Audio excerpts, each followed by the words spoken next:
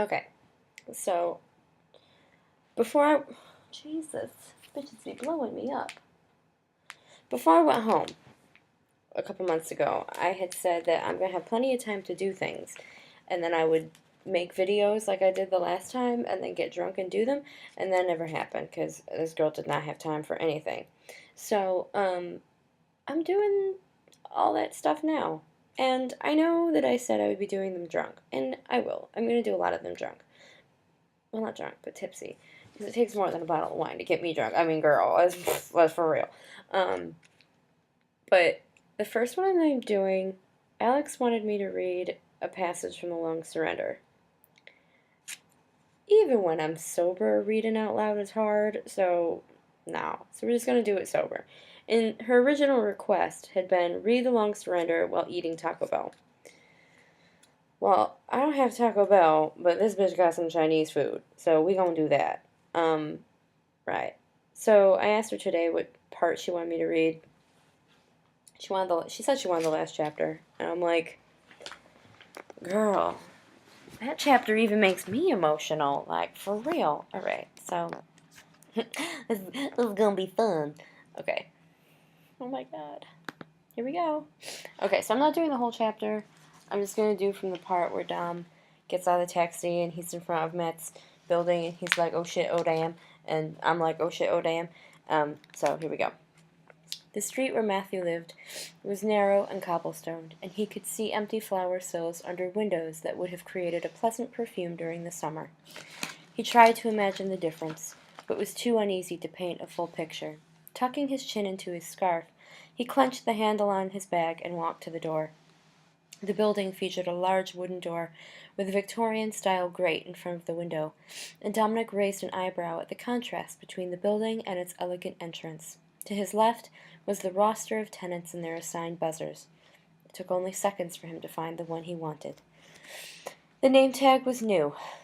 Bellamy, Matt, 8B. Its Sharpie still a rich black next to all the other faded and yellow names. He slid the key he had been palming the entire ride into the door and inhaled a deep breath as he stepped through the threshold. Oh my goodness. It was not unlike any other apartment lobby, the white-tiled floor leading to a long, narrow wooden staircase. Dominic was struck by its subtle similarity to Matthew's apartment building in London, and wondered if he had chosen the place based on a subconscious level of comfort. With slow, anxious steps, he climbed the stairs towards his doom or his fate, he couldn't decipher which, was achieving dominance in his heart. When he came to the landing of the second floor, he saw Matt's flat without even needing to look. He approached it with a hesitant grin, wanting to throw his hands up in the air and shout that he knew it all along. Of course the door would be red, because it suited him best, represented every part of him, and Dominic felt like screaming to the world that he knew. He stood outside Matthew's door, surveying all the rusted circles along the curves of the number and the letter B, biding his time before he needed to speak. All this time he had to plan, and he still had come up short. There was no other solution than for him to just begin, just as he had done in London, so he would do in Madrid. Matt, he broke off, his voice betraying his will, and he swallowed hard before he carried on. Matt, it's me. Your landlord told me you moved back to Madrid. He was careful not to mention Vida. I need to see you. Please, let me see you. His voice cracked, and he hated himself for breaking so soon. There was no noise inside the apartment, and he prayed Matthew was listening. I waited for you outside your flat in London. I didn't know what else to do. He brought his eyes away from the door and looked up to the ceiling. The thing is, I don't blame you. I would have run from me too. What I've done, Matt? The things I've done, the things we said. See, I think that's the thing here. He brought his face back to the door, brow furrowed. We're both to blame, you know? That's why we can fix this. He echoed Vita's statement and hoped for any kind of reaction inside the flat. There was none. Dominic sighed and turned. Leaning back against the door, he dropped his bag and slid down until his knees were at his chest. He decided to let the floodgate open and hope for the best. Remember when I kissed you the first time, and I crawled back begging for you to forgive me? You told me that sorry was never going to be enough, and I know for a fact that sorry will never be enough because you deserve so much more than one word could ever give. You are worth more than I could ever give. He bit his lip and just let the tears flow. See, I told you I was a coward, and you told me you thought I was brave. I didn't believe you when you said that, but here it is. This is it. This is me being brave. I'm a coward, and I need you to get me through things because you are so much more than I will ever be, and I need you. Suppressing a sob, he gained control of his breathing and continued.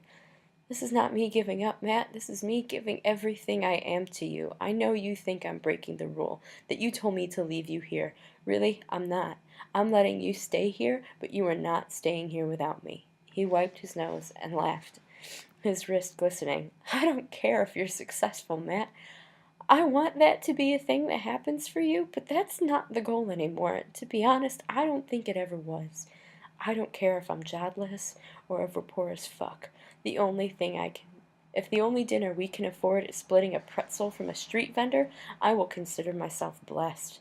I just don't need anything or anyone but you, and I would die for you, Matt. I am dying right now, trying to get you to open the door, and I will keep dying and waiting and dying again, because I will do anything to get you back. Somewhere along the way, he had become a wreck. His face had grown wet from tears, lips drenched with saliva from his endless dialogue.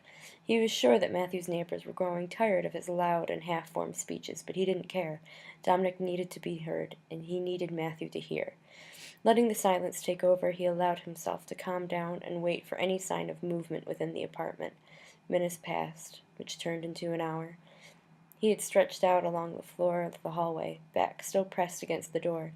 Eventually, he undid his jacket and scarf, resting them atop his luggage. Settling back into his position, he shut his eyes and thought back through all the conversations they had shared and smiled through the pain. That same day, when I asked you to forgive me for kissing you, he continued, softer than he had before. You said there was no way we could go back to the way things were before. And you know what? I didn't get it then, but I do now. I don't want to go back to how we were. Matt, I want us to be better. We could be so much better. Silence remained within the flat, but he carried on because he felt there was no other choice. He'd grown used to the quiet, expected it, and accepted that this was to be his life. I did this in London, Matt. You'll have to smoke me out. It was a weak joke, but he didn't bother to laugh. You know, I think I finally understand why I did all the things I did over the last year. Every time I tried to hide or ran away, it wasn't that I wasn't sure I wanted to be with you. It was that I was so sure of it that I was terrified by the certainty. It wasn't about Julia anymore. It was about how unprepared I was for how the sensation of loving you completely. I was never running from you, Matt. I could never do that, but I'm ready. I'm ready to just lose myself to you. He hung his head and sighed after he spoke. I know it's too little too late, but I will sit out here for 10 hours or 10 years and just fuck. I'm already lost in you, can't you see? When the sun had set, Dominic turned his head to the left to look out the window at the sky. He smiled passively and waited for his internal clock to start clicking. It never came. Rather, he was filled with a hollow acceptance that he would simply have to wait longer. Time no longer mattered. Nothing did. Eyes closed and lips parted, he had no idea where the words came from. They had built themselves in the back of his mind, running through the music Matthew had played for him. He assumed they were lyrics, the cadence of the words too gentle to be anything but poetry. Lo siento, rueda a mi bells. And then it happened.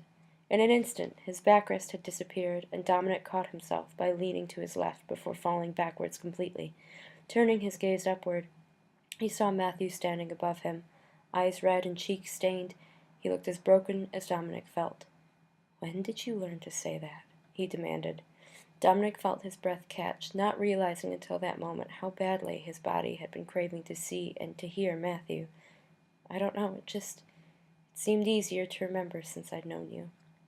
It was Matthew's turn to shut his eyes, fingers stretching at his sides as he took in Dominic's explanation, and Dom was certain no one had ever been more beautiful than Matthew at that moment.